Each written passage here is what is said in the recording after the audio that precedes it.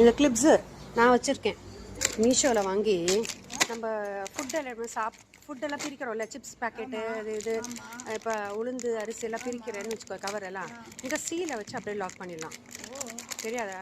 இப்போ இருக்குல்ல, இதை வந்து அப்படி இப்படி ஓப்பன் பண்ணி இது அப்படியே ஃபிக்ஸ் பண்ணிடணும். ஆமாம், இது எப்படி தெரியாமல் கேமரா அப்படி இது வரேன். இப்படி வச்சுட்டு இப்படி ஒரு ஃபுட்டு இருக்குன்னா சாப்பிட்டுட்டு அப்படி பண்ணிட்டோம்ல, லாக் ஆகிடும், கொட்டாது திருப்பி. ஆமாம், இது லாக் ஆகிடுதுன்னா அப்புறம் எதுவுமே வச்ச ஃபுட் ஐட்டம் கொட்டாது. ஓகே. அரிசி சாக்கு வருதுல்ல, நைலான் சாக்கு தானே, அதெல்லாம் கூட அப்படிதான் ஃபில் பண்ணிட்டு ரீஃபில் பண்ணிட்டு இப்படி லாக் பண்ணலாம்.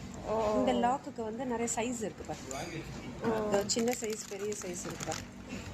சின்ன சீல சிப்ஸ் பேக்கெட்டு மிக்சர் பேக்கெட்டுக்கெல்லாம் இது பெரிய ஐட்டம்.